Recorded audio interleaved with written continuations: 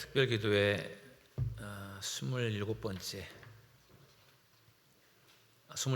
시간입니다. 28번째, 이제 12번 남았는데요. 오늘 통성기도라는 제목을 가지고 말씀을 나눠보도록 하겠습니다. 한국 교회는 이제 올해가 선교 140주년입니다.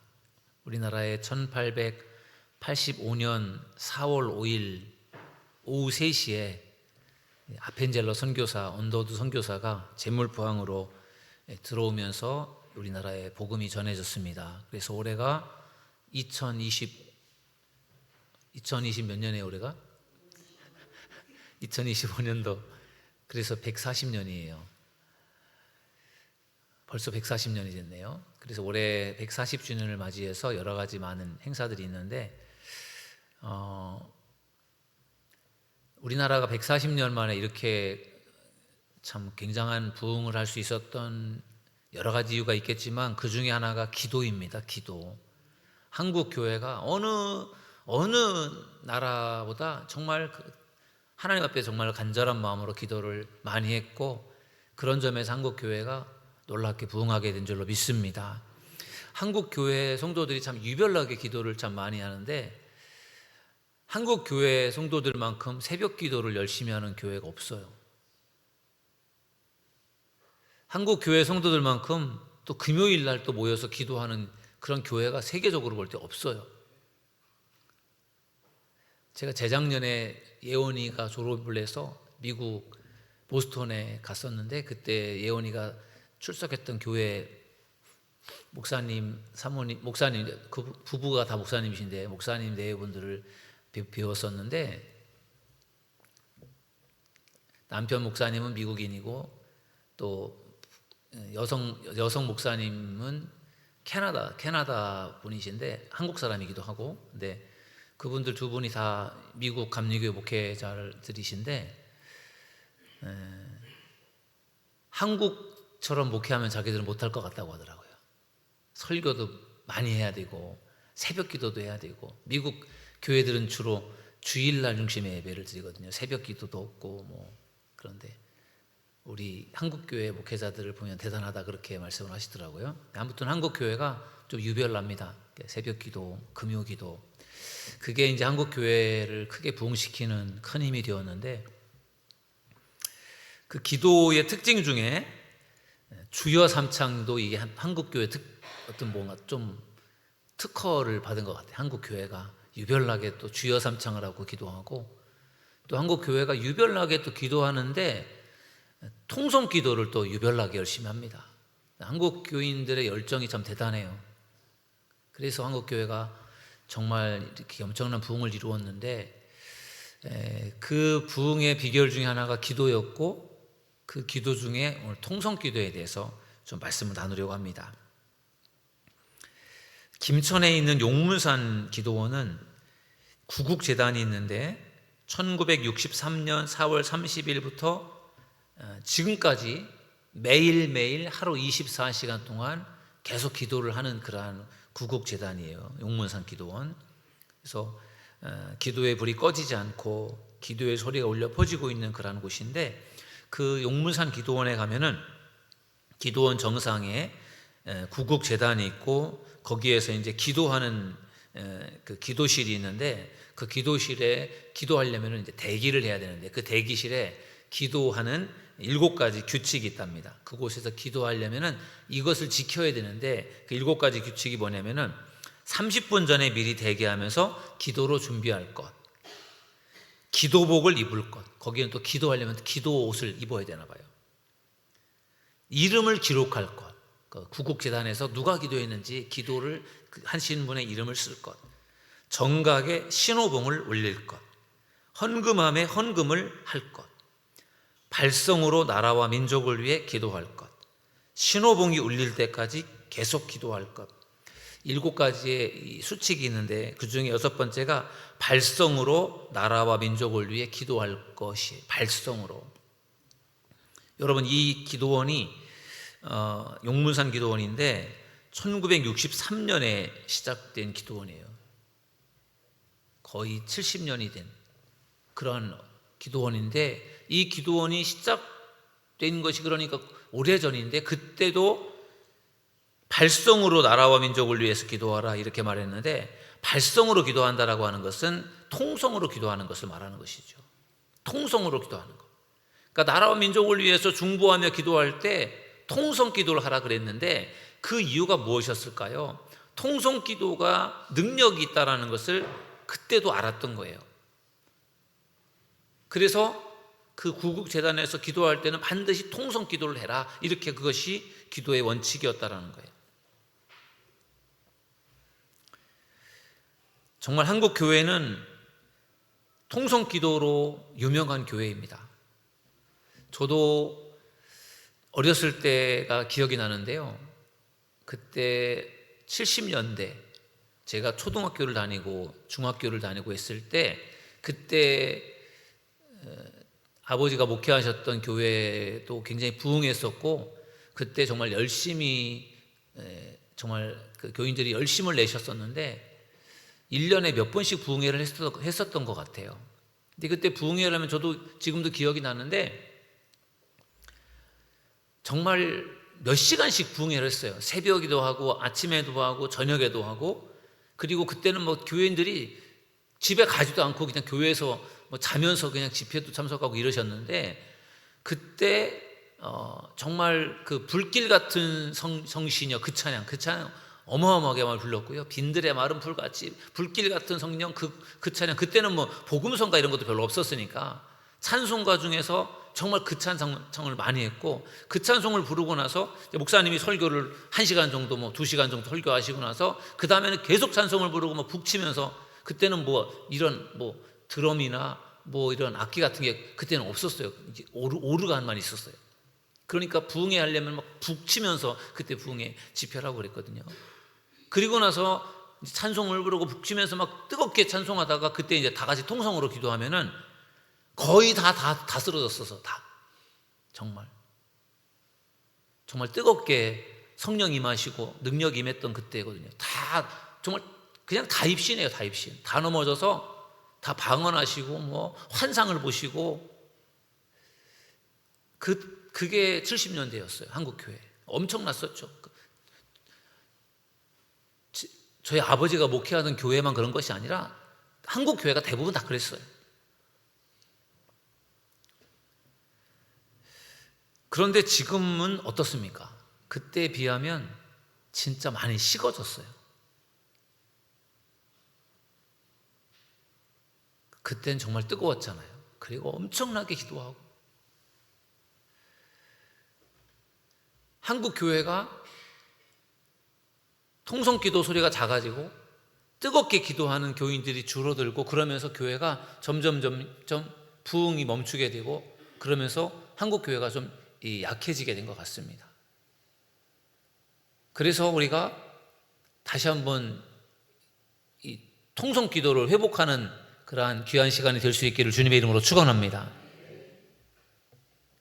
통성기도의 영성이 있습니다. 통성기도, 오늘 어떤 위력이 있는지를 몇 가지로 나눠보려고 하는데요. 통성기도가 왜 위력이 있는가? 첫 번째는, 통성기도는 영을 깨우는 기도입니다. 저를 따라하겠습니다. 영을 깨우는 기도다. 소리 질러서, 한 목소리로 소리 질러서 기도할 때 영이 깨어난다라는 거죠. 우리의 잠자는 영혼이 깨어나는 역사가 통성기도를 통해서 나타나게 될 줄로 믿습니다.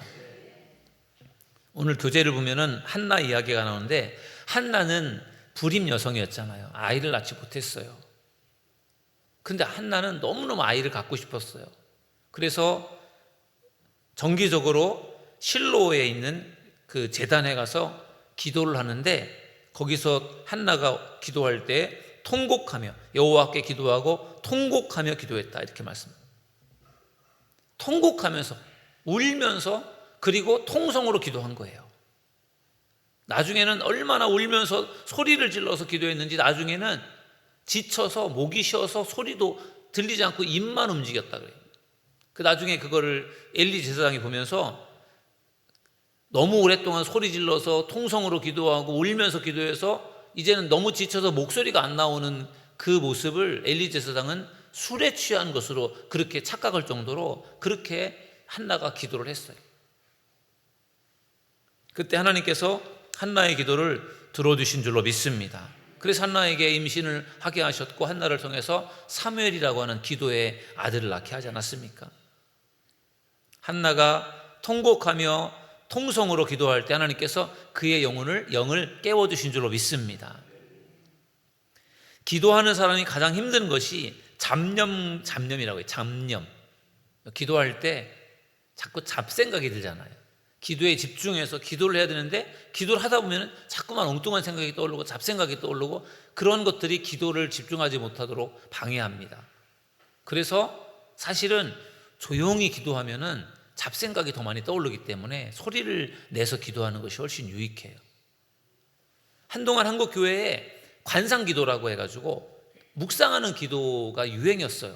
한 10년 정도 됐을까요? 그래서 주로 관상기도는 캐톨릭에서 많이 하는데 개신교에서도 그 관상기도를 가르치고 훈련하고 그런 시간들을 많이 가졌고 또 한국 교회가 이제는 좀 뭔가 좀 기도가 좀 달라져야 된다 그러면서 그 관상기도에 대해서 많이 관심을 가졌었거든요. 저도 관상기도를 훈련받은 적이 있어요. 그런데 관상기도 훈련을 하면서 묵상하고 나름대로 가르쳐주는 대로 해보는데 왠지 모르게 이거 통성기도하고 막 소리질러 기도했던 저의 신앙에서는 이 관상기도가 왠지 좀 뭔가 싱거운 것 같아요. 싱거워. 관상기도를 해도 이게 기도한 것 같지가 않고 그리고 관상기도를 하려고 조용하게 묵상하다 보면 졸리기도 하고 자꾸 딴 생각이 나기도 하고 그래서 이 관상기도는 저랑 좀 잘 안 맞더라고요.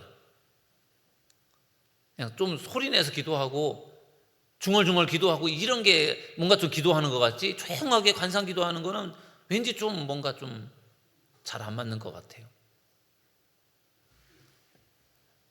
통성 기도에 익숙해서 그런 것 같아요.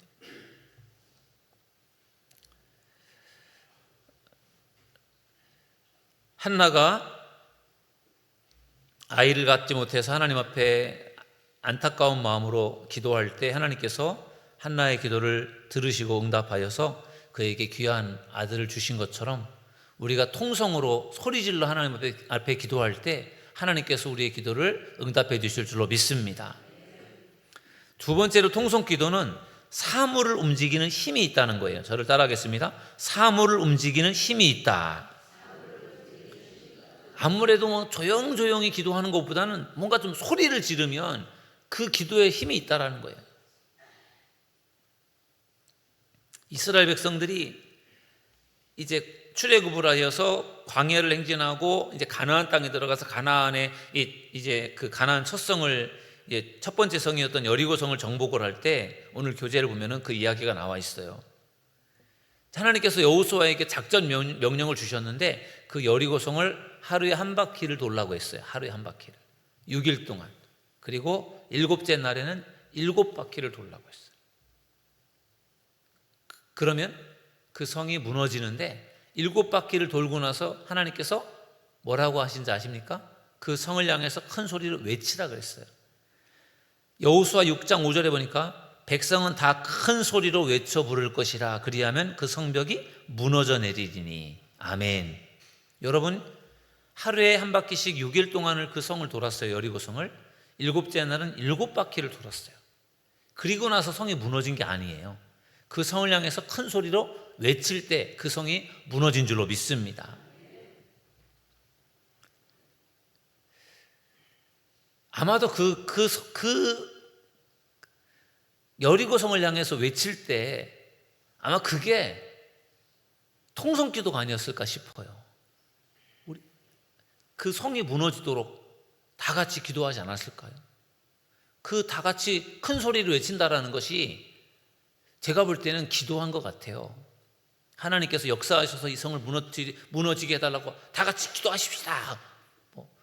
주여 삼창하고 기도합시다. 막 이렇게 기도하지 않았을까요? 그럴 때 그 성이 와르르 무너져 내리지 않았을까 싶습니다. 큰 소리로 외쳤다고 하는데 역시 큰 소리를 외치는 거기에 하나님의 은혜와 능력이 임하게 된 줄로 믿습니다.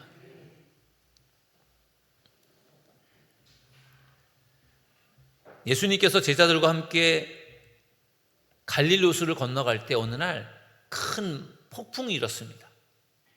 예수님은 배 밑에서 주무시고 있었고 제자들은 배 위에 있었는데 갑자기 비바람이 몰아치면서 풍랑이 있는데 갈수록 점점 더 심해지는 거예요.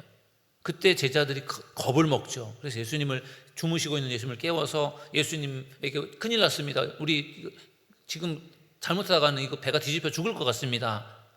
좀 저희들을 좀 도와주십시오. 살려주십시오. 이렇게 말을 했을 때 예수님께서 그 배 밑에서 주무시다가 배 위로 올라가셔서 예수님께서 어떻게 하셨죠? 바람과 바다를 향해서 파도를 향해서 바람아 잔잔하라, 파도야 잔잔하라 이렇게 외친 줄로 믿습니다. 예수님께서 큰 소리로 외쳤더니 언제 그랬나는 듯이 바람과 파도가 잔잔하게 된 줄로 믿습니다.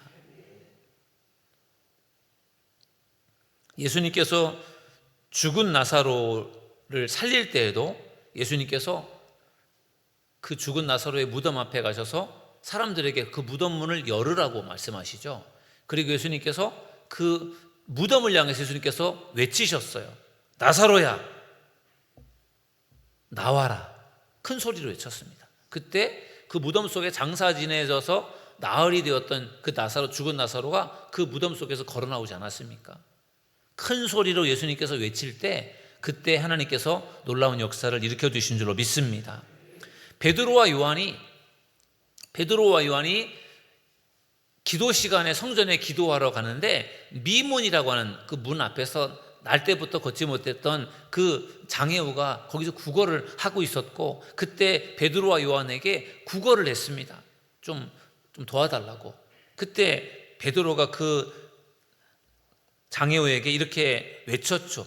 은과 금은 내게 없거니와 내게 있는 것으로 내게 주노니 곧 나사렛 예수 그리스도의 이름으로 일어나 걸으라 하면서 그의 손을 잡아 일으켜 세웠을 때 그가 걷기도 하고 뛰기도 하는 역사가 일어나게 된 줄로 믿습니다.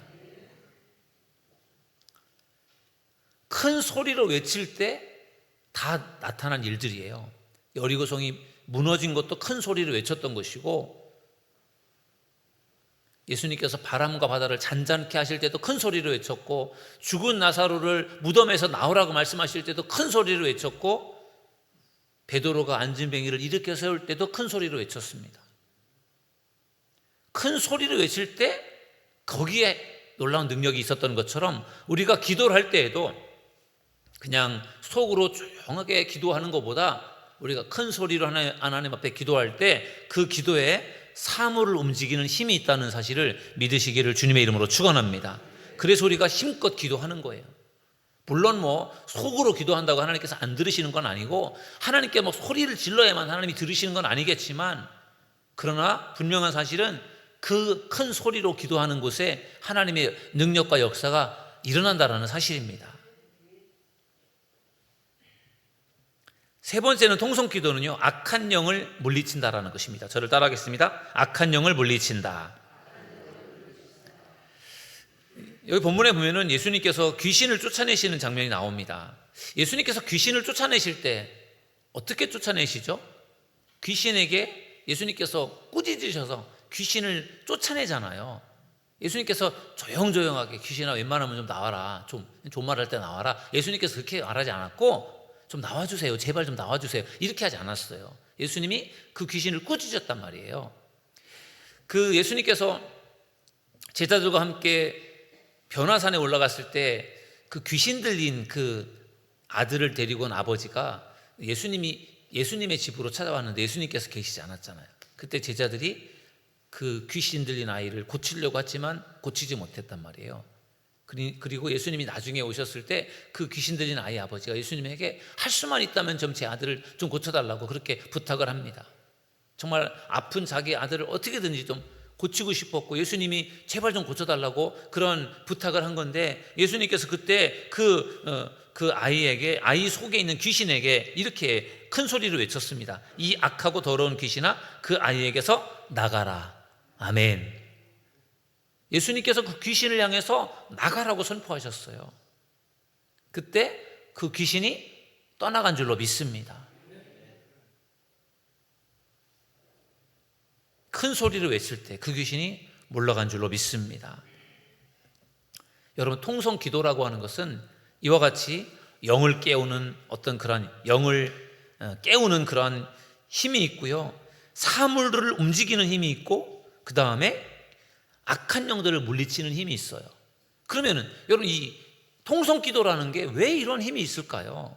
그렇게 큰 소리를 지르면은 그게 왜 거기에서 뭔가 능력이 나타나고 힘이 나타나는 걸까요? 저는 그것이 여러 가지 이유가 있겠지만 간절함인 것 같아요. 간절함. 오늘 예레미야 33장 3절 말씀, 우리가 잘 아는 말씀이잖아요. 너는 내게 부르짖으라. 하나님께서 예레미야에게 주시는 말씀인데 부르짖으래요. 부르짖으라. 그러면 내가 응답하겠고 내가 알지 못하는 그 엄밀한 일을 내게 보이리라 말씀하셨어요. 하나님은 왜 예레미야에게 왜 부르짖으라고 했을까요? 그냥 너 나한테 기도해, 조용조용 기도해 이렇게 하지 않고 부르짖으라고 했단 말이에요. 그것은 간절하게 찾으라는 거예요. 여러분, 우는 아이에게 젖을 준다라고 하잖아요. 아이가 막 배고파가지고 막 정말 뒤로 넘어가듯이 울면서 소리를 지르고 울면은 엄마가 그 아이에게 젖을 안 줄 수가 없잖아요. 하나님도 마찬가지예요. 우리 하나님 앞에 울면서 소리를 지르면서 기도하는 것이 왜 중요하냐면은 그게 간절함이라는 거죠. 우리에게 정말 절박하고 간절한 마음을 가지고 하나님 앞에 기도할 때 하나님께서 우리의 기도에 귀를 기울여 주실 줄로 믿습니다. 그래서 부르짖는 게 중요한 거예요. 통성 기도가 중요한 것입니다. 평양을 동방의 예루살렘이라고 불리게 했던 1907년도 평양 대부흥운동 때 맥퀸 선교사가 선교 보고서에 한국의 통성 기도를 이렇게 기록했습니다. 한번 들어보십시오. 한국의 통성 기도가 그 당시에 어떠했는가? 예배당 안은 기도합시다 라는 말이 떨어지기가 무섭게 하나님께 기도하는 소리들로 가득 찼다. 예배당 안에 있는 성도들은 거의 모두가 큰 소리로 기도를 드리고 있었다. 놀라운 광경이었다. 어떤 이는 울면서 기도했고 어떤 이는 하나님께 자기의 죄목을 나열해 가면서 용서를 빌었다. 모두가 성령 충만을 간구하고 있었다. 많은 소리가 있었는데도 전혀 혼란스럽지 않았다. 모두가 일사불란했고 완전한 조화를 이루었다. 아멘. 큰 소리로 막 여기저기에서 방언도 하고 막 큰 소리로 회개도 하고 이렇게 기도를 하는 그 통성 기도, 그거를 본 선교사가 지금 통성 기도에 대해서 느낀 점들을 이렇게 써서 편지를 보낸 거예요. 한국 교회 통성 기도가 이렇다.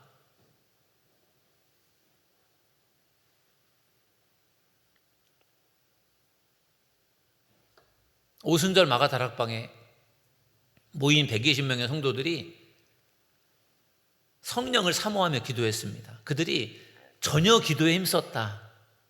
기도에 정말 열심을 다해서 기도했어요. 그들이 어떻게 기도를 했을까요?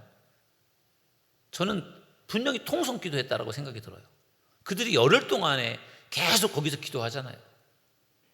그들이 얼마나 성령님이 어떤 건지는 잘 모르겠지만 주님께서 승천하시면서 약속한 성령님을 보내주신다고 하셨으니 그 성령님을 받고 싶어서 그들이 열흘 동안 거기서 계속 기도하는 거예요. 근데 그 당시의 분위기를 보면 그들이 통성 기도를 한 거예요. 하나님의 영을 받고 싶어서. 통성 기도할 때 그곳에 성령이 임한 줄로 믿습니다. 그들이 모두가 다 성령을 받았잖아요. 얼마나 사모하면서 얼마나 간절하게 기도했겠습니까? 그리고 다 받았단 말이에요. 그러니 이 통성 기도가 얼마나 중요한 것입니까? 소리를 질러 기도한다라는 것, 부르짖는다라는 것, 그거는 우리들의 간절한 마음을 담는 거예요. 그냥 소리만 빽빽 지르는 게 아니라 그 통성 기도라는 거는 거기에 우리의 마음을 담는 거예요. 하나님께 정말 간절하게 하나님 앞에 부르짖는 거죠. 그리고 그 기도를 하나님께서 귀하게 보셔서 들어주시는 것입니다. 우리가 정말 우리 한국 교회의 영성 기도인데 그 영성 기도 중에서도 통성 기도의 영성을 우리가 회복할 수 있기를 주님의 이름으로 축원합니다. 이번에 우리가 40일 기도를 하면서 다양한 기도에 대해서 살펴보고 있는데 정말 그중에 우리가 꼭 회복해야 될 부분이 통성 기도가 아닐까 싶어요. 우리 교회도 갈수록 기도 소리가 자꾸 줄어드는 것 같아요. 우리가 이번 40일 기도회를 하면서 기도가 회복되고 통성 기도가 회복되기를 주님의 이름으로 축원합니다. 우리가 부르짖어 기도할 때 하나님께서 분명히 응답해 주실 줄 믿습니다. 통성 기도의 힘과 위력을 우리가 다시 한번 꼭 기억해서 더욱더 하나님 앞에 부르짖어 기도하고 간절히 기도하고 우리가 소리 높여 기도해서 하늘 보좌를 움직이고 하나님께 응답받을 수 있는 저와 여러분 모두가 되기를 주님의 이름으로 축원합니다.